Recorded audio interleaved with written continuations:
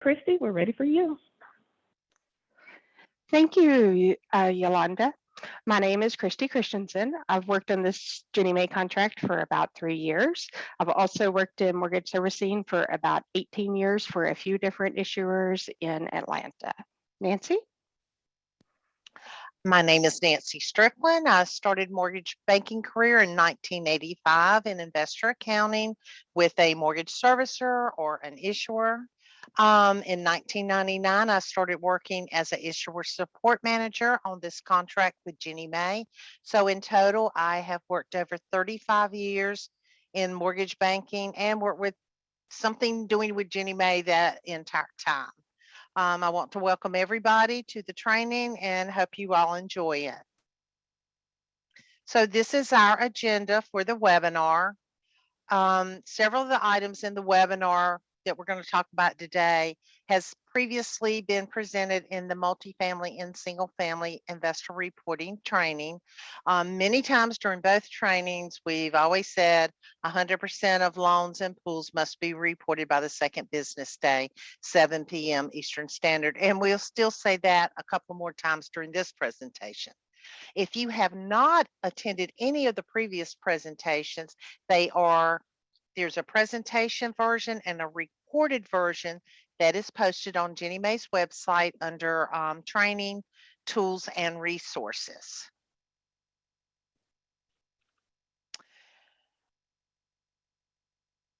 This webinar is a general overview of the most common RFS exceptions that generate each month and the process to clear these exceptions. There's not a specific process to clear exceptions.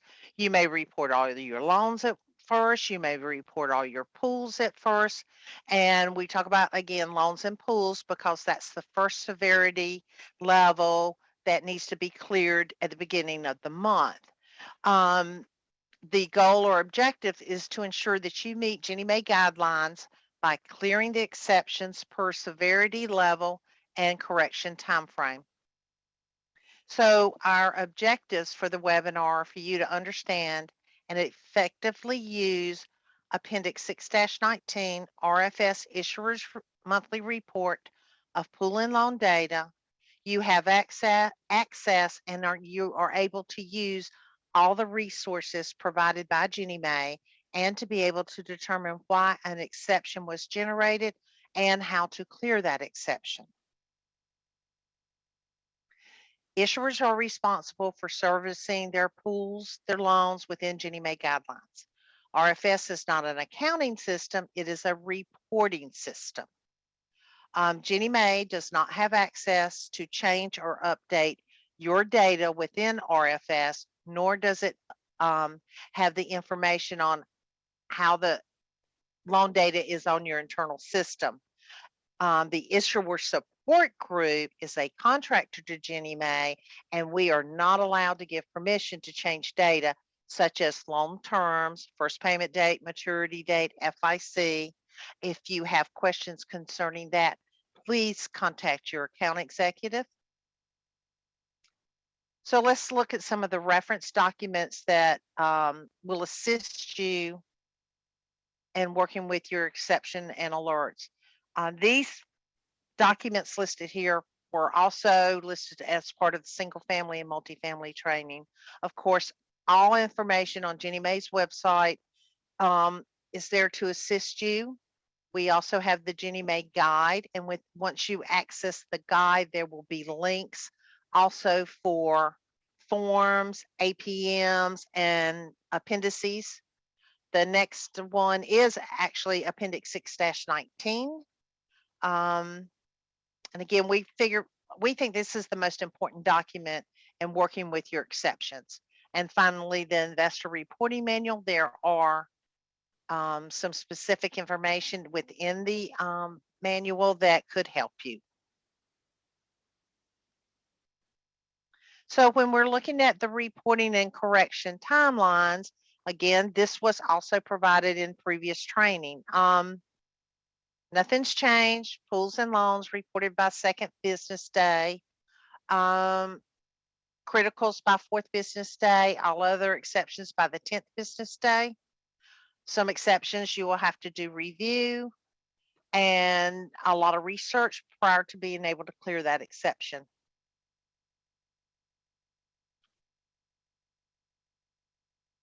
On page 5 of Appendix 619, it provides the severity level, the correction timeline, and severity description. We made a special note on this document that E-alert RFS 111, pool record, there's no activity, and C-alert RFS 204, there is no loan activity. These alerts have to be cleared based on data not being reported and not based on the correction time frame.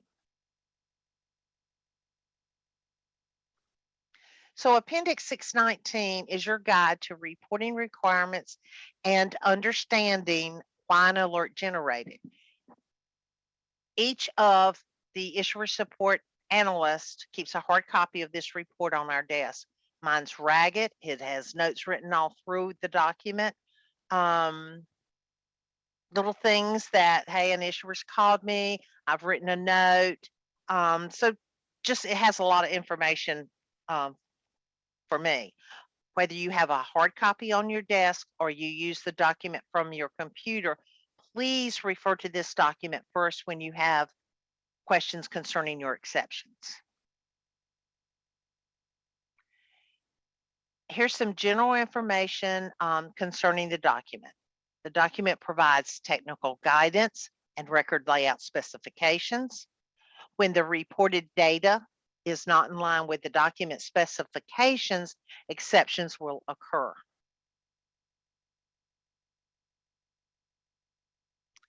The first page of Appendix 619 states that this document is used to complete monthly reporting as required in Chapter 17, Pool, Loan Package, and Loan Accounting and Reporting.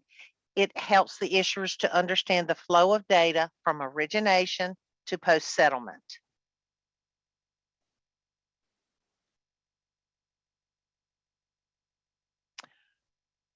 The data in RFS is a combination of post-origination and settlement data. Settlement data is reported on the forms HUD 11705 and Form HUD 11706.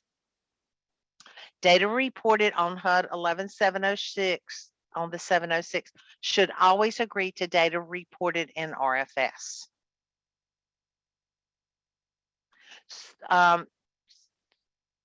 So let's look at the pool record. This record contains data related to loans and to the security RPB. One record per pool. The layout provides the type of data for each field, character or numeric, length of the field, and if the field is a signed field.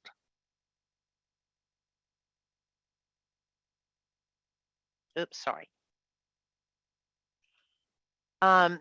Starting on page 8 all the way through 11, the document provides the field name, field number, explanation of the field, and the exception messages.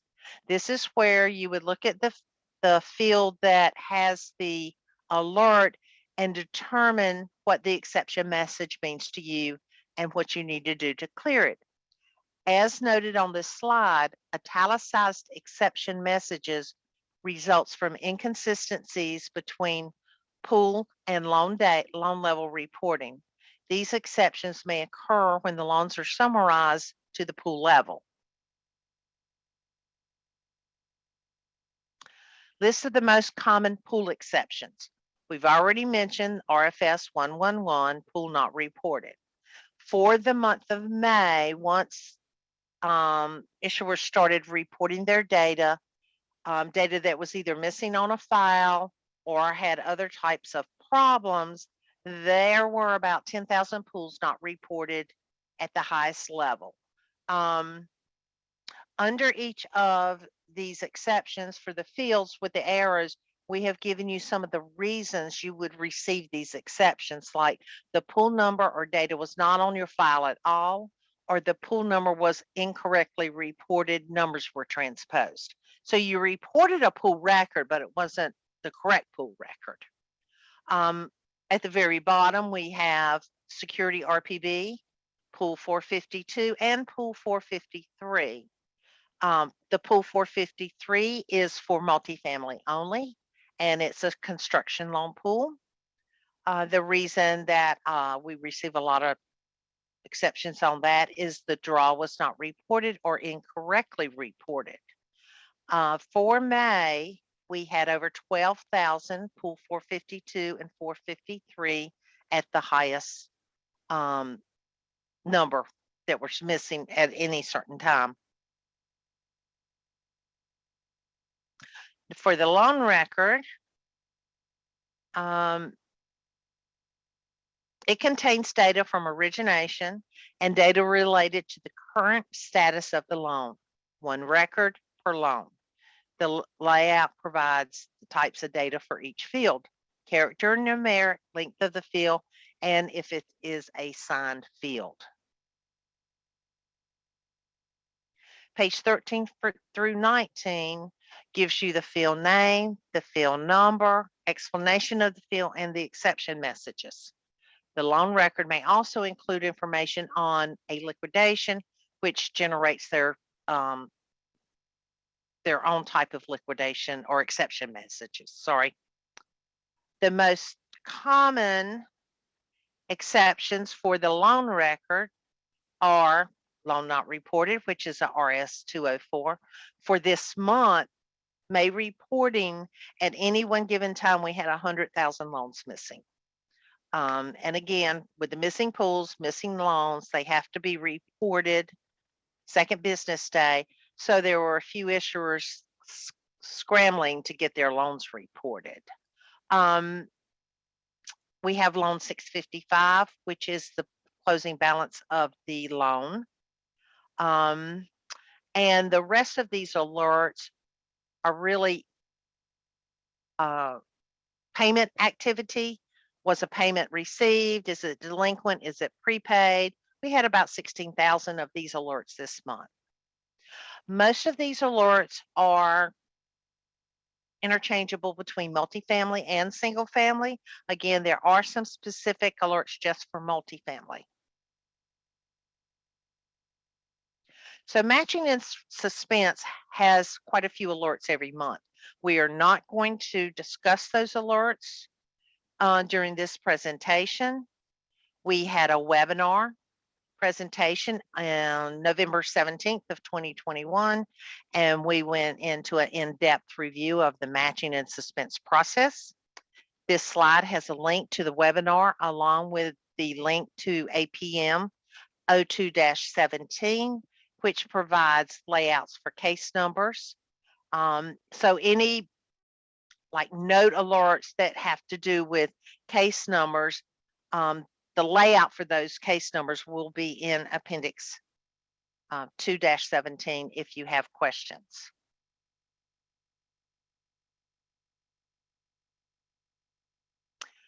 We are going to have a live demo on clearing some exceptions, or the most common exceptions that we have already noted.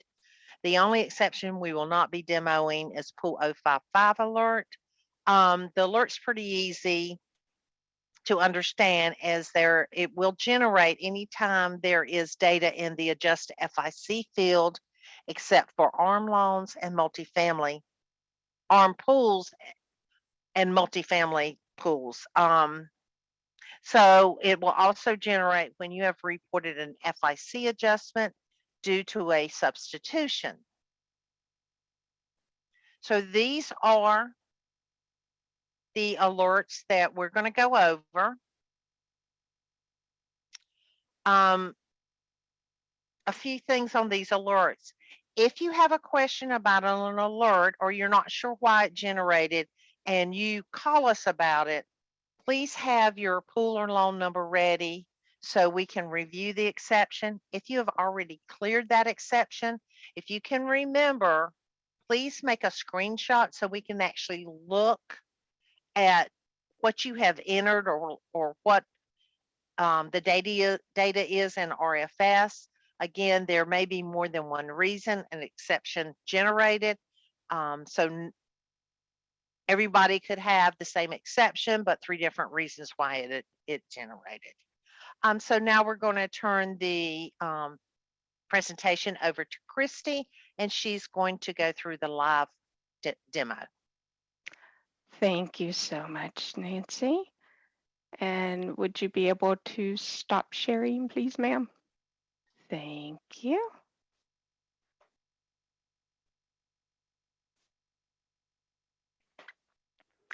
Okay, can everyone see my screen okay?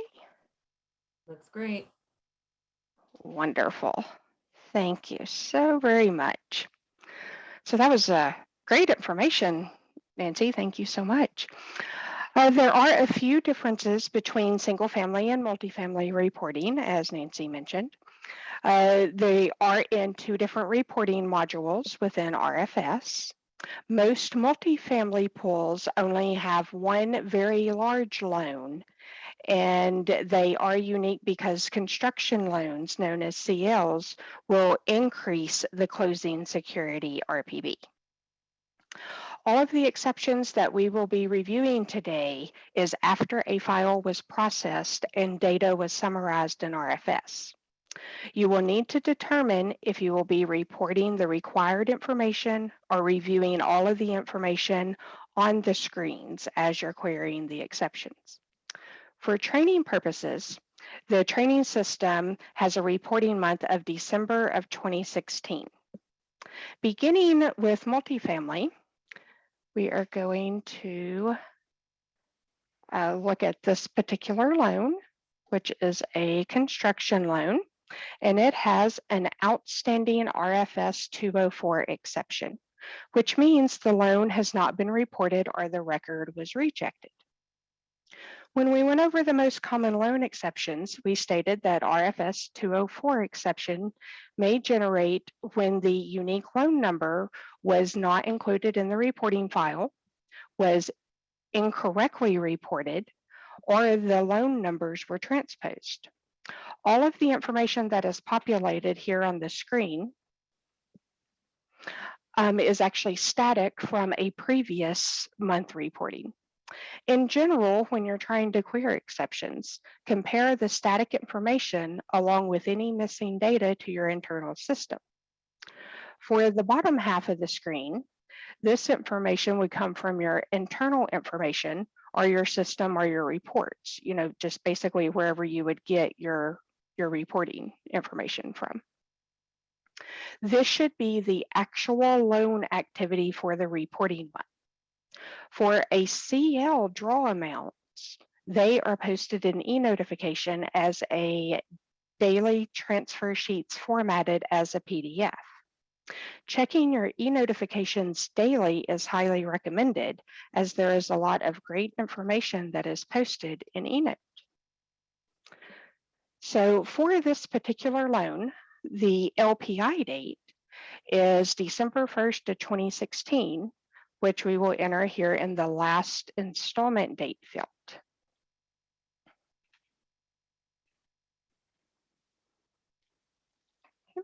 With this loan being interest only, as it is a CL, the installment interest will be entered as $1,916.42 as it was collected from the borrower and should be entered here in the installment interest field. Per the daily transfer sheet on this pool, the draw amount is $102,448, which is entered here in the draw field. Per our internal information, the closing UPB is now $752,081 even, which is the opening UPB plus the draw amount. So that's where the closing UPB would come from. Now we will click Save and just for reporting purposes, I will enter the tax ID real quick and click OK.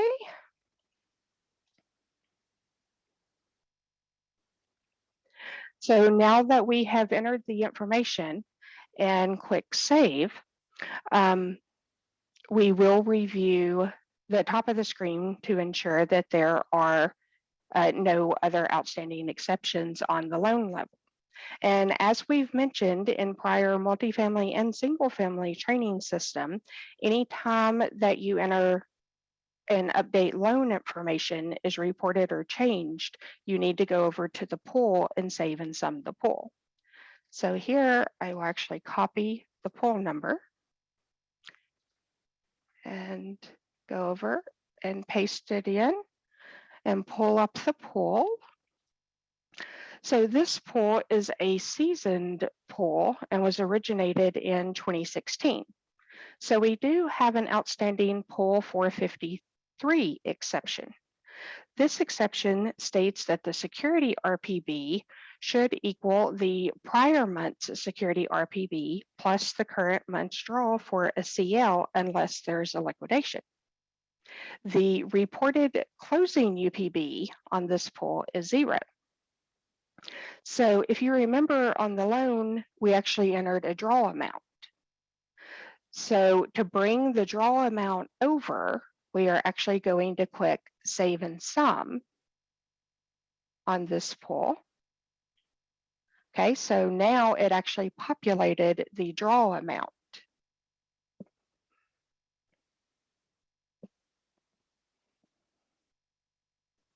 So now we will need to report our closing security RPB. So here, this would be the opening security RPB, which has actually already been reported by Bank of New York Mellon. So we will enter the same closing UPB as we entered on the pool, and we will click Save and Sum, and that actually clears this exception. If all the exceptions on this particular pool is cleared, then we can move on to our next exception. I want to break in, Christy. Sure. Just a little FYI on multifamily CL loans. Ginnie Mae does not expect to see any cents reported on the loan. So if you report cents 1 month, you may not receive an exception until the next month when you try to take those cents off. So be very careful. Do not report cents. You're only reporting the amount of the loan that has been securitized, and the draw does not have cents, and the original securitization does not have cents. So that's just a FYI. We do get alerts every single month for multifamily loans that have the cents reported. Okay. Thank you, Nancy. So we will move on to our next pool that has an outstanding exception. So the pool 452 states that the security RPB should equal the prior month security RPB minus the total principal, as this is a PN pool type. The pool 104 states that the pool FIC should equal the sum of the loan FIC. With these two exceptions, the first thing that comes to mind is to check to see if the loan is reported. So we will go over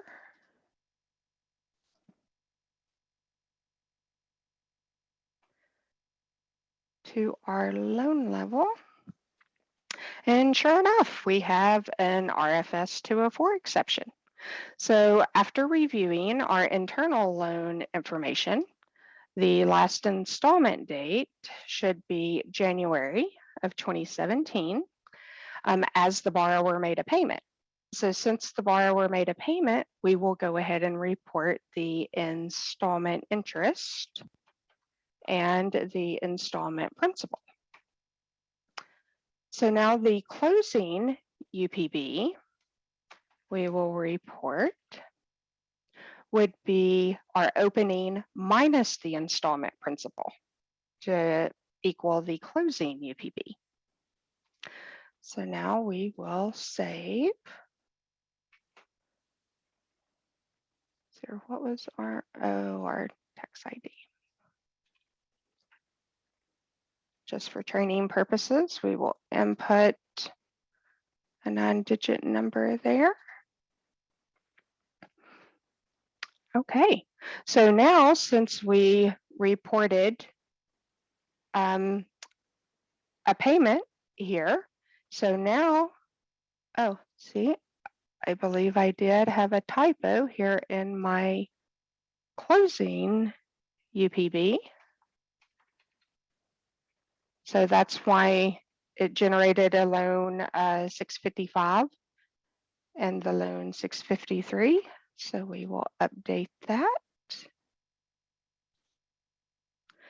And so now, since this loan is prepaid, as the borrower made their January payment during the month of December, we will need to enter the prepaid interest and the prepaid principal to clear our loan 200 and loan 150. So now that we have all of the exceptions cleared here, again, we will go right back over to our pool.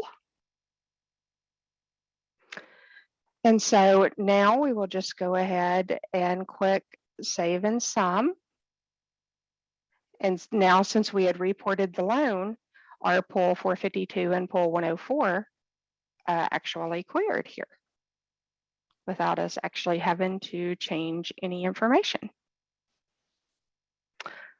To ensure that all of your exceptions have been cleared, once after you've worked your entire list, you should run another download of your exceptions. Sometimes loan information in RFS gets changed, possibly by someone from a different department, and they did not go over and save and sum the pool.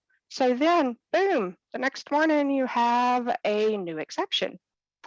So RFS runs a nightly summarization, and that's what would generate any new exceptions. So a best practice would be for all issuers to download and review their exceptions daily.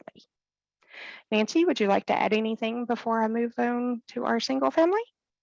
Nope, I'm good. Thank you. Thank you. So now we'll move over to our pool accounting single family module.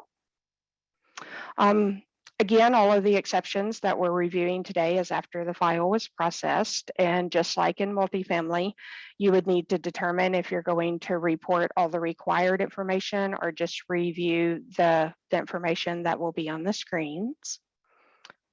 Let's see here, let's pull up our first pool.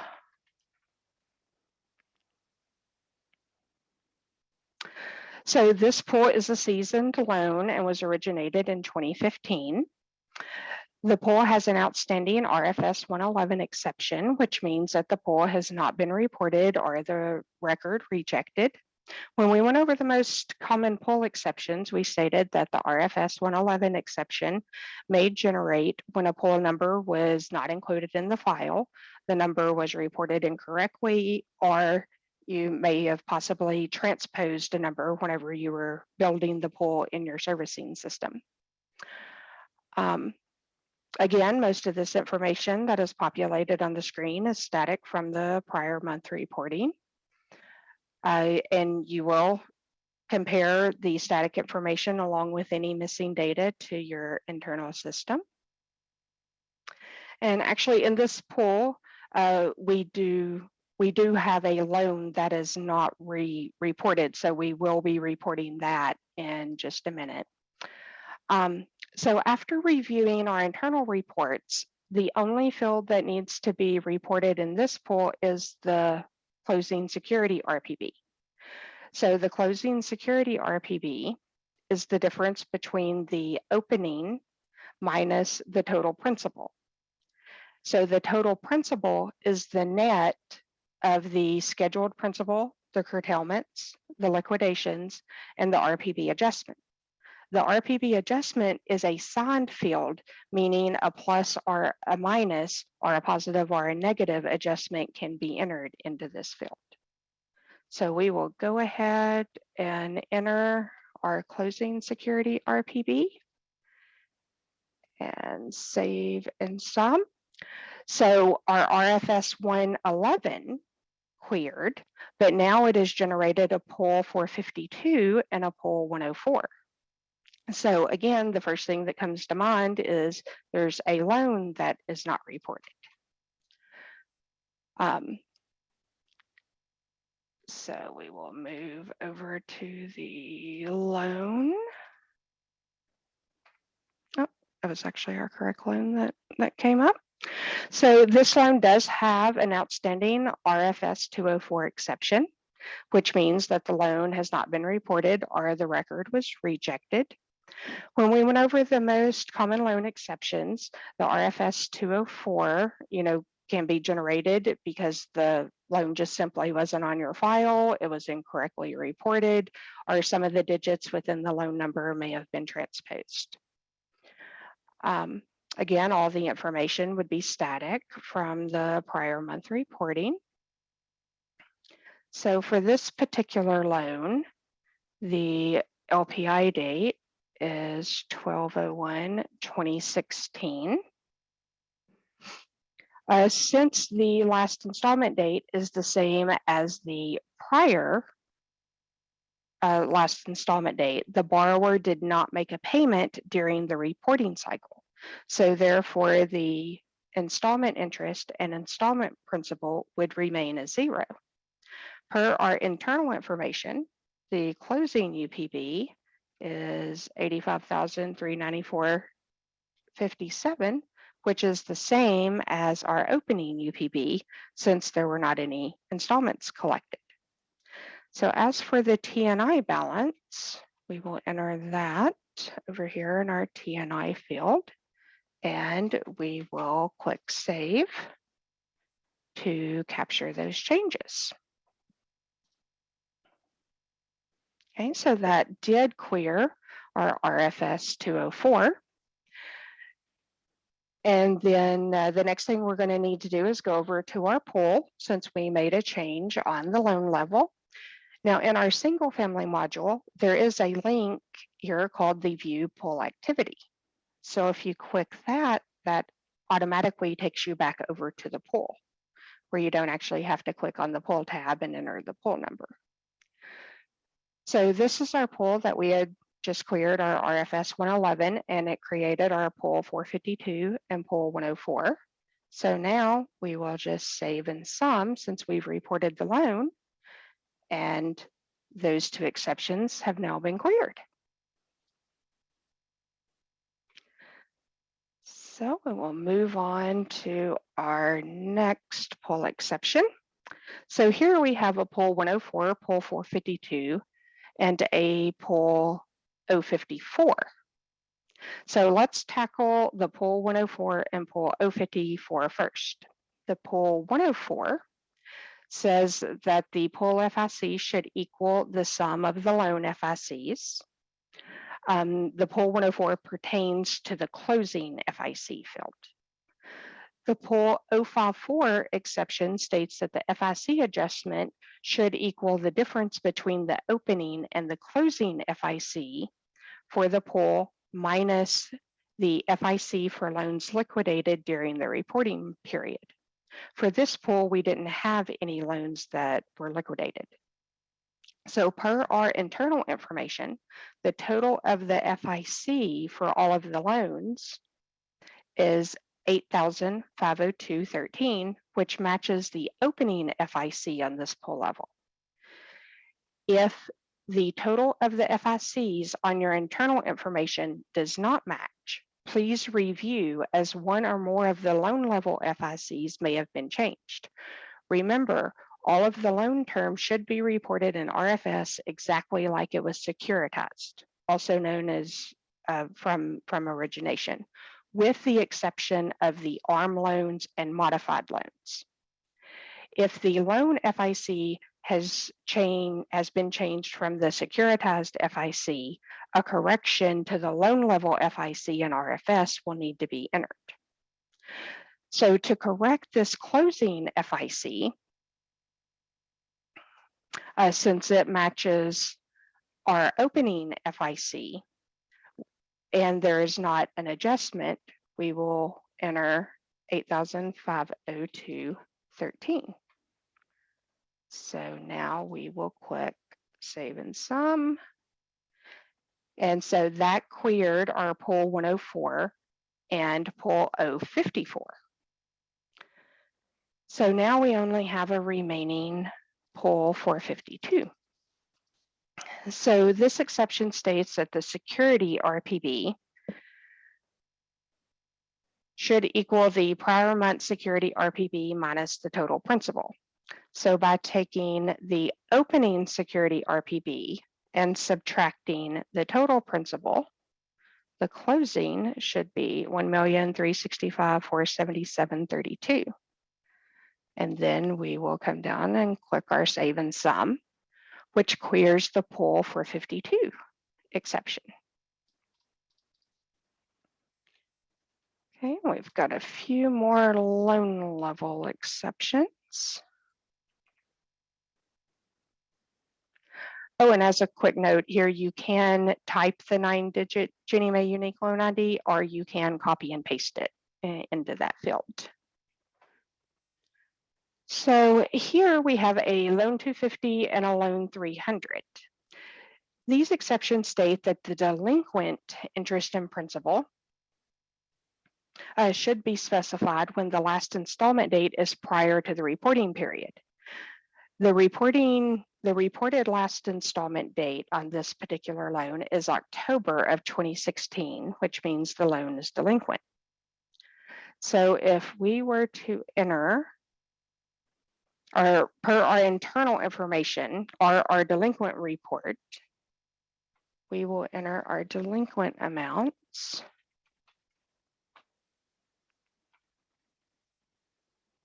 And we will click Save.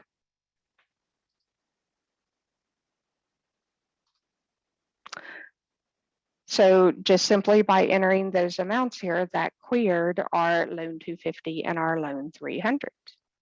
So, and since we made a change on the loan level, we are going to click our View Pool Activity and go ahead and save and summarize the pool. Okay, so here we still have a pool 452. So our closing security balance. So if we look, the opening security minus the total principal does not equal the number here. It is actually this calculated amount. So we will enter here and click Save and Sum to clear our outstanding pool 452. Okay, so we've got one more loan here. And this loan is a doozy. It has some prepaid and some installment exceptions. The prepaid exceptions are similar to the delinquent exceptions. They state that the prepaid amount should be specified when the installment date is after the reporting period. The installment exceptions state that they should be specified based on the last installment date. After reviewing my internal information, the last installment date of January of 2017 is correct.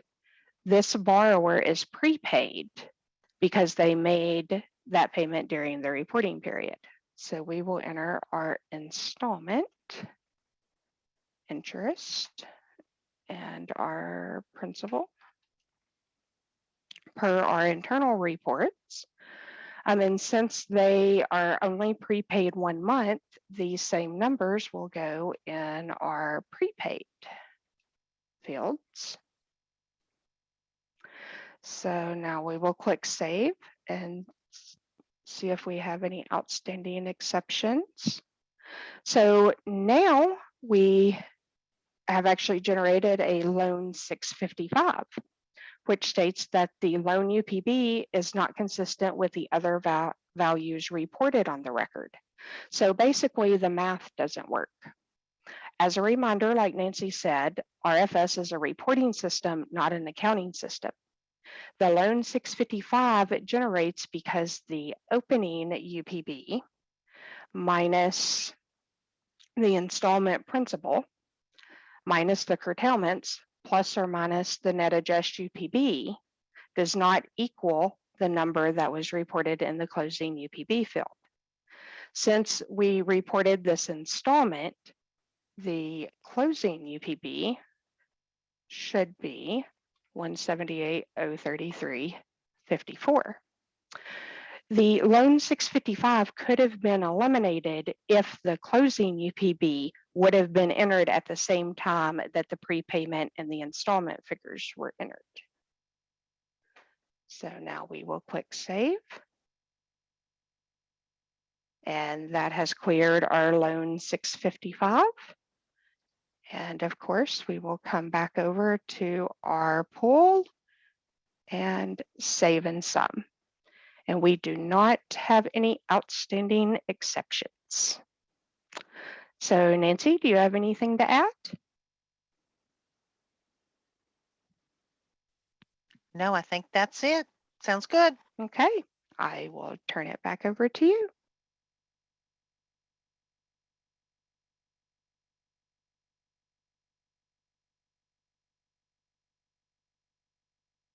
All right, wait. Stuff moved on my screen, sorry.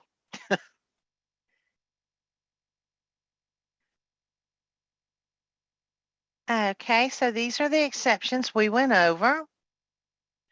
And now we're kind of into the question and answered period. If you have any questions, please go ahead and enter them into the chat box. Also, if there's any account executives that have anything to say or questions, please let us know. Thank you.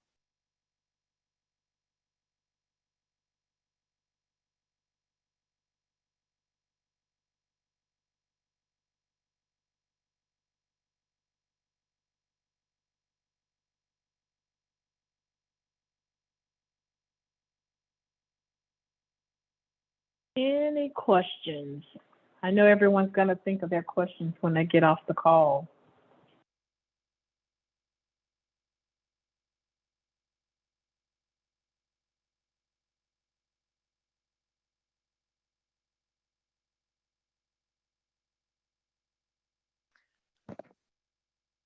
Hey, Nancy, we have one. Are you all able to hear me okay? I am. Okay. Do other institutions have issues balancing pools with COVID-19 loans? I don't think I can answer that. I don't know if that's something your account executive could answer at all. So maybe you would need to go to your account executive. So for Chris's question on incorrect terms, again, that's another doozy because I am not able to tell you what terms can be corrected. That's also going to be up to your account executive. According to the processes or the Ginnie Mae guide, you're not allowed to change terms of the loan once it's been pulled. So I'm not sure why you would have incorrect terms on a loan if the loan was reviewed by the document custodian. Okay, any other questions?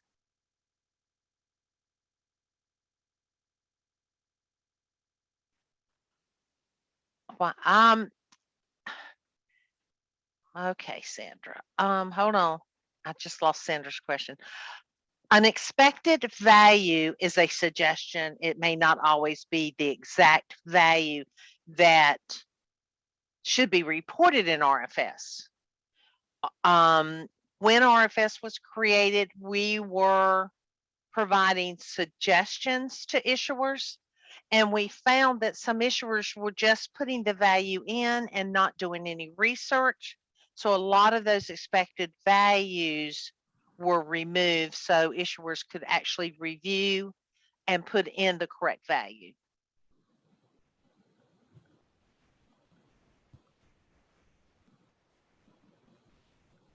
Okay, hold on. How to clear an exception?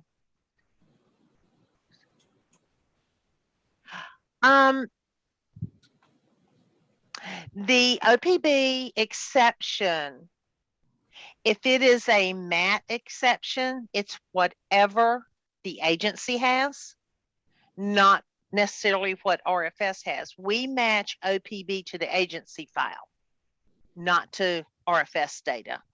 So again, that's a matching and suspense question. And I don't know why your note would be different than what the agency has, but I believe that is something that could be hard coded. So, and there's a process at the match, within the matching and suspense user guide that tells you how to work that process. Okay, so a loan is not allowed to be modified while it's in the pool. For a loan to be modified, you have to remove it from the pool using an approved Ginnie Mae method, modify the loan, and then repull it at that point.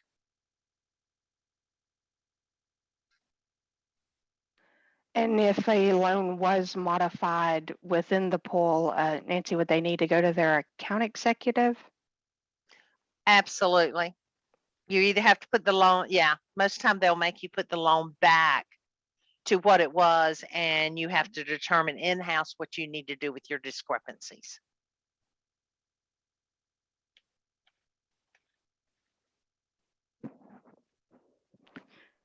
Do we have any other questions?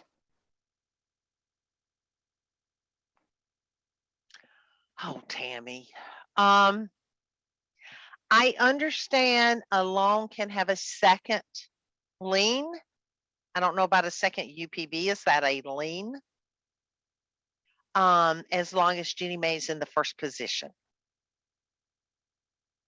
Christy, second That- UPB? What? Tammy? Help. Yeah. That's what I believe Tammy means. So I was hoping she was going to type that, right? Tammy. Can you hear me? Nancy, can you hear me? Now I can. Okay, perfect. Now I know you asked about the COVID loans, and I know that we've talked about the repooling, and when you mentioned bringing a loan out and then it being modified, some of these loans are getting the deferred balances, so they have a second UPB Yes. or a deferred balance. So if we take it out of the pool, it's modified, can you sell a loan back with Ginnie and then it has that second lien on it? I think those are the ones that as long as Ginnie's in the first position. Okay. Because you're saying once the loan pays off or gets to the end of the term, by that point, whatever the other value was, that has to be paid at that time, Yes. right? Yes. We were just wondering how it gets reported. So I know we're doing that deferred that we have to upload every month that has the balances. And then if you have that, will it change the reporting? So would it be reported with a second when it comes to Ginnie, or Ginnie just wants to know about the first? I think the first. And Okay. I am not really good on that. I was just reading stuff in the guide. The guide would say you can't have a loan with a second lien somewhere in the guide, but somewhere else in the guide, it said as long as Ginnie Mae was in the first position. Okay. Does that make sense? So I don't know which one's right. That goes back to your account executive. Okay. Yes, I'll be reaching out again. I know when the COVID thing started, we started out asking those questions and no one really had answers yet. So I think that's I why people are know. I asking think it again was now. it was a new thing, and they have to go all the policies and stuff. Anyway, so yeah, definitely go to your account executive. Okay, Okay. so Jasmine, where can we find the guide for clearing exceptions again? It's Appendix 6-19. Ginnie, we did a link in the presentation. It's under GinnieMae.gov. You go to the MBS guide and you can get to all the appendices in a tab off the MBS guide. Okay.